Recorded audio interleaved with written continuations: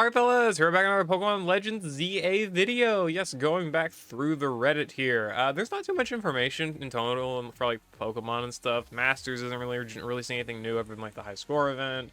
ZA doesn't really have any news, of course, until we get the Pokemon Presents, which we're kind of just like kicking the can until we can kind of get there and like, get some actual new information to make some content about.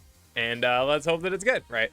So we're going to be expecting quite a few Reddit videos, you know, Legends ZA Reddit, Masters Reddit, the Conspiracies Reddit, like I've been doing, maybe some other stuff. Give me ideas for content, too. If you all want to see some specific content stuff, let me know. Otherwise, it's just going to be this stuff and some Honkai Star Rail streams, maybe some Breath of the Wild streams, and stuff like that. So, again, let me know. So, let's see here. We're exactly 100 days up from ZA releasing. Is that true? It's probably true. Okay, it's probably 99 days now because it says a day ago, but, like, that's good. We're a little over 3 months out. Yes, sir. Yes, sir. All right, we're gonna be having fun. I'm really just hoping that ZA drops like within the time frame that my college has fall break, so that I can just grind, because I don't feel like worrying about classes and work and all that on top of ZA. I'm gonna have to worry about work, but I can probably call on a few days. You know, call on a few days for some ZA. Anyway. Mega EX, oh cool. Mega Primarina, Superior, Cinderace. Those are pretty cool. Nice cards. Oh, sorry, nice cards. I do like to see that. I hope some of these new Megas are cool. You guys buy this? Oh, Hell opens his closed eye when Zyger delivers the final blast. Okay. Okay. Revealed he's blind through the eye. No returning gym leaders. Could be interesting, for sure. No returning gym leaders. I do want to see how they would handle that. I guess it would make sense, given that, you know, the game only takes place within Lumios, and there's only one gym there, and they don't really have to explore the gym. We'll have to see, though. How do you guys think Lumios City will affect the gameplay in ZA? With Lumios being the central hub in Pokemon Legends ZA, I'm curious about how the urban environment will shape the overall gameplay. In Legends Arceus, we saw the influence of open world exploration and different biomes, but with a city like Lumios, things could be different. Do you think that the game will focus more on urban exploration, like with Pokemon interacting in the city itself, or will it blend with both city and wilderness areas like we saw before? How do you think the redevelopment plan will tie into the plot or mechanics? I'd love to see your thoughts and predictions. It's definitely an interesting thing to think about. My big idea of it is that it's kind of like Pokemon Assassin's Creed, where you're just like rooftop fighting Pokemon, you know, in the streets fighting Pokemon, you go in the back alley, you're fighting Pokemon, right? Like you can do a lot of different things with that. Of course, you know, there's also like the human side of it where you're just like interacting with other people or like, you know, other trainers and like maybe the environment, like maybe having a Pokemon shake a tree or something, right? Like, you know, something like that. I I really have my high doubts that it's going to be like blending wilderness areas. There's obviously going to be like areas that are designated for Pokemon to catch Pokemon and stuff, but they're pretty small, at least they seem to be. So I don't think they're going to be a like huge, massive, oh my god, mega large thing. They could be though. They definitely could be. Like they've showed us like Pokemon being able to be caught in specific like designated smaller areas. Then there's also the areas where you fight trainers. There could also very well be like a bigger area that like, or like multiple bigger areas that have like wild Pokemon or like, you know, maybe trainer battles inside of them as well. You know, like the wild area, I guess, in Galar, but obviously to a far lesser extent. They're not going to make the game that big. I doubt it anyway. It's just it's very interesting to think about. It's a very unique approach. That seems to be the thing with these Legends games, is that it's not like we should expect, okay, Legends Arceus had ancient open world exploration and semi-open world, right? You know, you can go whatever you want to call it, whatever. And like these new like gameplay mechanics and stuff like that. People did in a valid way. It's fair. Think that this would end up leading into all Legends games being in an ancient setting with this type of world exploration and like crafting and stuff, and like the same type of battle format. ZA is proving that it is not the case, and that they are going to just be very loose and keep this basically as like a testing environment. So like obviously Legends Arceus was ancient, ZA is newer. It's like literally 10, 20 odd years, something like that in the future, right? Compared to when X and Y took place. And where ZA still had like that turn-based combat, even though it did like expand on it and make it a little bit more interesting, We're obviously going to have ZA, which has real-time combat. So again, very, very different. And where Legends Arceus has this semi-open world exploration, you go to the one area, you explore the whole map, and then you do a bunch of the story stuff there, go back, go to another area, whatever, right? It seems that ZA is likely just going to throw you in Lumios, probably keep it segmented to certain areas that you can go to. Probably can't. I would assume you can't explore the whole map at once, but hell, if you could, that'd be full open world effectively.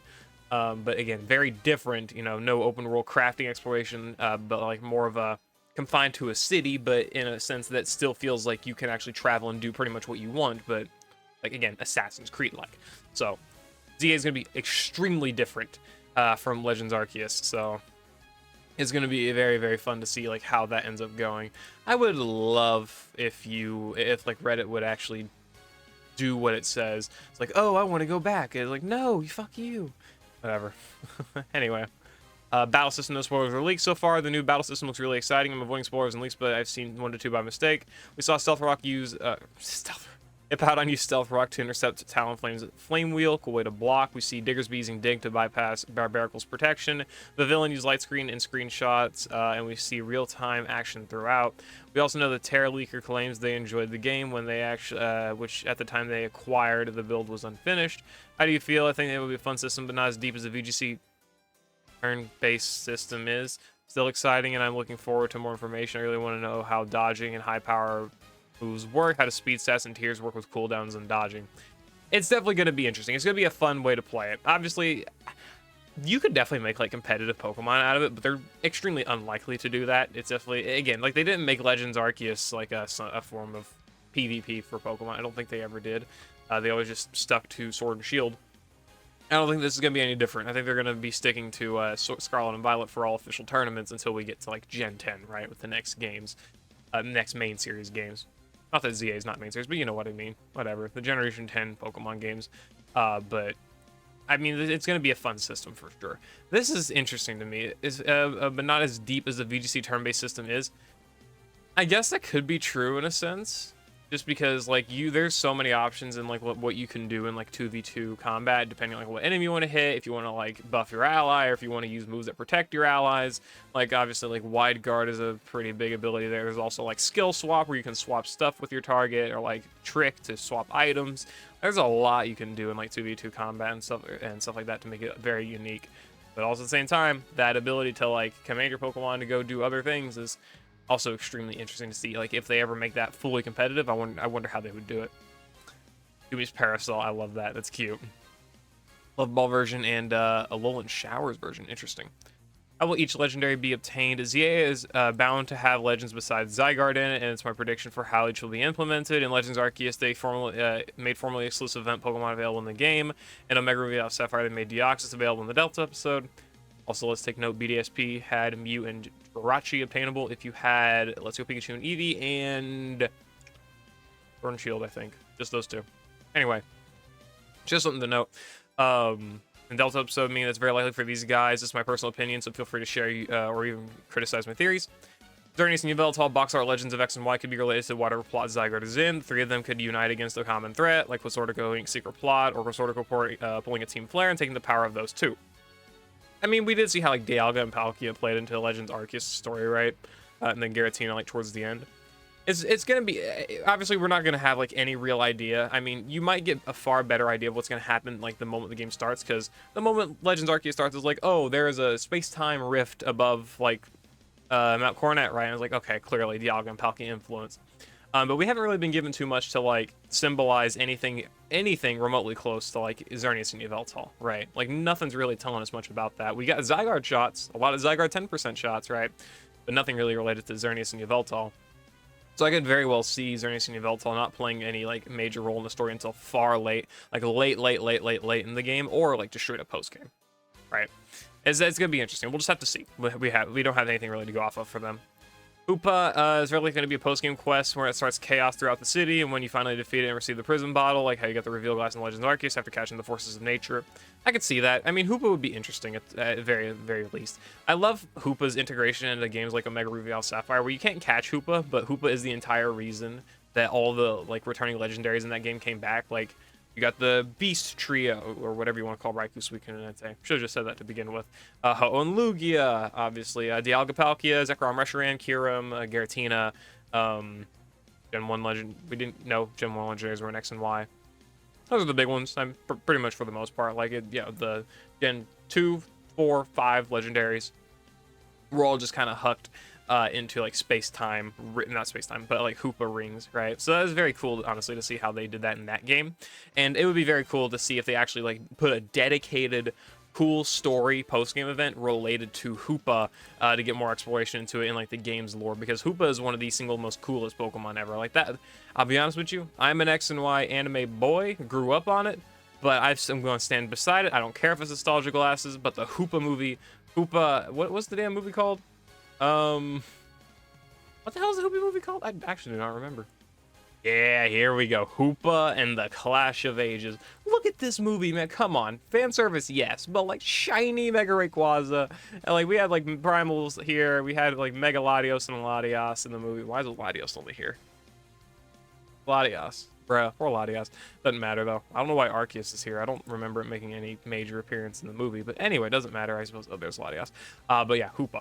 Great movie. Great goddamn movie.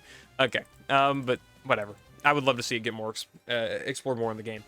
Diancie. I suspect one of the areas in ZA will be the Lumiose Catacombs, a new area where they could introduce, which will contain a lot of Pokemon that are either cave exclusives or ghosts. There'll also be a post-game quest with someone probably involved with Carbink. Probably end up catching Diancie and getting its Megastone. I'm predicting that Diancie, sadly, because Volcanion and Hoopa are still shiny locked, Diancie technically is not, but whatever. I predict that Diancie will be the one to actually get the, assuming they continue to do it, which I don't see why they wouldn't. I think it's dumb that they wouldn't do it, where it gets like the shiny, mythical, and Pokemon home.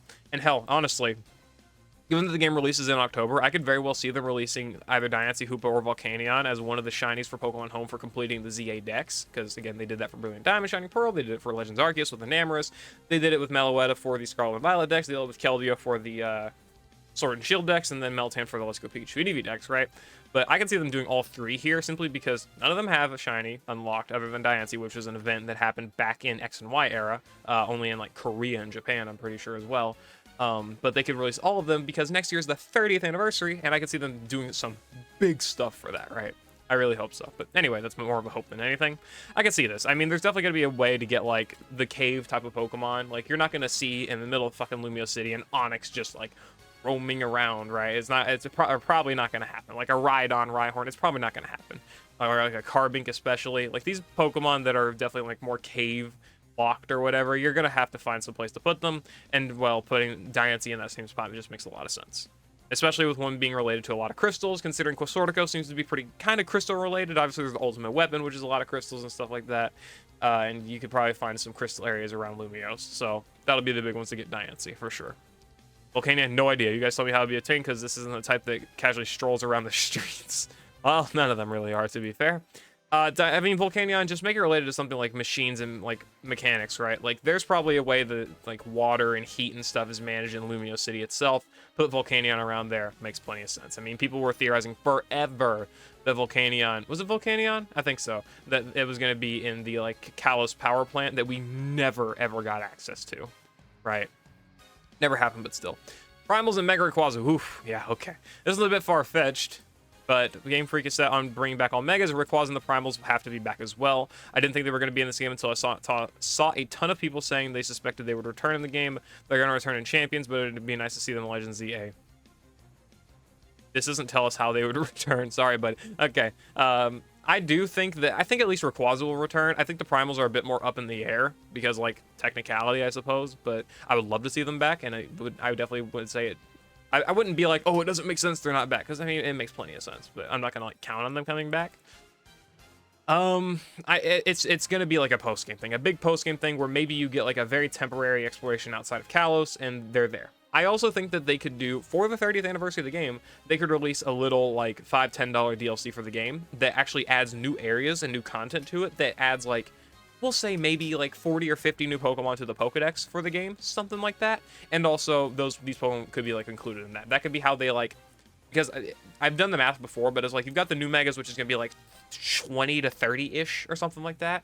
And then you've got old megas, which is like 50 to 60-ish. That's like 90 Pokemon. And then you add all their evolutionary line and stuff like that. And it's like well over 140, 150 Pokemon that can actually end up mega evolving or evolve into Pokemon that mega evolve. And if you remember Legends Arceus' decks, it was like 240, I think. 240. Was that the Legends Arceus? Okay, let me just make sure I'm not like making anything up here. I'm gonna pull it up on a different website actually. Okay, 242. So I was pretty much almost on the money there. But like 242 Pokemon in the Legends Arceus Pokedex. ZA, I'm expecting around a similar number. So the fact that you add up all the Pokemon that can Mega Evolve and add up all the Pokemon that evolve into Pokemon that can Mega Evolve. That's like, again, like pretty much half the dex is going to be consisting of those type of Pokemon, right? So I don't see that likely being happening where like half the Pokedex effectively can like Mega Evolve, or half the fully evolved Pokedex can Mega Evolve. I think it's cool if that happens, but I find it more likely that what they could do is they cut out some Pokemon that can Mega Evolve for other Pokemon to like fluff out the game of more Pokemon of varying, like more versatility or variability, whatever. And then they add a little DLC to the game that adds in the rest of the Pokemon that can Mega Evolve. And again, you could include Pokemon like Primals and Mega Rayquaza. I think that's the best way to do it. Obviously, I think these games are amazing as standalone. The fact Legends Arceus did not need any money other than the game itself in order to complete its Pokedex. You didn't need any extra games. You didn't need anything, too crazy. Actually, I think you may have needed... Didn't you need like a save file for other games in order to get these two? Like, whatever, I guess. Still. Anyway, besides the point, I think it's great that Legends Arceus was a game that was just like completely standalone pretty much, but I would definitely trade a little bit of standaloneness if it meant that I could get like a $5 to $10 DLC that could add a lot more content to the game I'm really enjoying and more Pokemon that I can end up catching, using, and playing in this nice open battle setting, right? It'd be very fun. And legendary birds, they're available in X and Y, could act as the forces of nature in Legends Arceus, where they were roamers, but throughout the city this time. I think that's the best way to do it, but honestly, with the fact that that we had the Kanto birds, I guess Galar birds, roaming, they were roaming in the Crown Tundra, right, in Sword and Shield's DLC. I think making them roamers again, like they were in X and Y, is a little odd, but I mean, at this point, it doesn't matter. If they're gonna roam, they're gonna roam. So I think it would be cool because it would be a nod back to X and Y, where you had to find them in a bunch of random routes 10 times, by the way, it's insane, before you could go back and catch them in a random cave or whatever. It took me way too long to end up doing that, by the way. In X and Y, it was insane. But yeah, I think that roamers makes the most sense for them. Mewtwo, since the Megas are back, they've got to bring Mewtwo back. I think Mewtwo is like unconditionally going to be in this game. I think if they don't bring Mewtwo back, I'm just very confused on why they wouldn't. There'd be no reason to. Mewtwo, one of the most popular Pokemon ever. It's got its Mega, right? Whatever. I also don't know how they're going to bring him back, but they have to. Tell me, you guys think these legends will return. I think how Mewtwo will return. There's a lot they could do with Mewtwo. I mean, being an artificial Pokemon, they could do the cliche like lab thing, or they could do like the cliche cave thing, where it was obviously just a fucking cave in the Pokemon Village, right? They could just do that again, put in another cave near Lumiose, call it a day. But I mean, either way, I like the idea of a lot of these legendaries returning. I think that this is a good roster of legendaries to have returned. You've got yourself the 3 box legendaries, Zygarde, Xerneas, and Yveltal, the 3 mythicals here, 2 primals and Mega Rayquaza, legendary birds that were in X and Y originally, and then Mewtwo itself, which again has a Mega and was also in X and Y originally, right? I think it's good to have that roster, especially if we want to like compare it to Legends Arceus here, which had 3, 6, 9, oh boy, 12, Lord, 15, 18 legend. Really? 18 legendaries. I'm not going to count, am I? 18, 16, no, yeah, or sorry, 8, 16, yeah, 18. That's pretty crazy, but whatever. I mean, I think they'll also end up introducing new Pokemon as well. So like 3, 6, 9, 12, 13, basically. Add a new legendary that could be 14. They could end up putting about the same amount of legendaries in this game, 14, 15, if they want to add 1 or 2 new legendary Pokemon, or give another old one a Mega, or just bring in back another old trio. Like, fuck it, right? Bring back fucking Who do we want to bring back and give like potential megas to? Ho-Oh and Lugia. Yeah, bro, I think people would actually flip their lids over that one. I don't think that's gonna happen though. I don't. I think the current roster that they have noted here is gonna be about what we're gonna get. Again, maybe a new Pokemon like Enamorus in this case, or again, maybe they expand on another old duo or trio or something like that. I mean, what do we want to think of as another like older duo slash trio of legendaries? I mean. You want to bring, I mean, oh, the Lotties. You don't even, yeah, you can imagine you bring in a third Lottie, but also that's one that they never brought up in this was the Lotties. Mega Latios and Mega Latias. That's one to bring up. Mega Latios and Latias should also be back in this game, and that would bring you pretty much to the same number as what Legends Arceus had for Legendaries, right? They've got to come back. I think Legends, especially if you can do the like soaring again, where it's not going to be the same thing as soaring, just because the 3S was so much less powerful. It wasn't like actually flying over the region. You had to kind of like fly and then select where you wanted to go and then fly back down. But they could actually do it like the Braviary mount in Legends Arceus, where you actually do fly on the Mega Evolved Latios or Latias. I think that'd be so cool to bring that back, like a nod to soaring, if anything, because like you're not gonna be soaring because the game's fully open world. You'll probably just be able to straight up see where you want to go and go to it. But that could be fun. That could be very fun. Anyway, that's all I really have. Let me know what you all think about the new old returning legendaries in Legends ZA. Let me know what you all think about the theories for the rest of this stuff here, like how the battle system will work, how Lumio City is going to affect the gameplay of the game itself. How you think that what you think about the Pokemon Presents upcoming and the fact the game's coming out in less than 100 days? Oh yeah, boy. Oh yeah, we're gonna have some fun. All right, so I do plan to do a lot of content for ZA, like whether it's like guides, streams, like I'm probably gonna end up streaming the game. What I plan to do now is stream the game and then take each of those streams, cut them down into like 20 to 30-minute videos, like just cut out filler, and then just upload them as videos as well. Whenever I have time, mostly. I mean, that'll be a big weekend project for me. Like, I'll be streaming throughout the week. I'll take that stream, cut it down to segments, and then schedule those videos to go out like the following week and stuff like that. That's kind of what I plan to do, but it'll depend on my class schedule. It'll depend on like life. It's just life. But yeah, anyway, I'm excited. Let me know what you think about Legends ZA. Think about its hype. Think about the stuff coming up. We got a lot to theorize about. Let me know your theories down in the comments below. I'll see you later, and I hope you all enjoyed. Peace.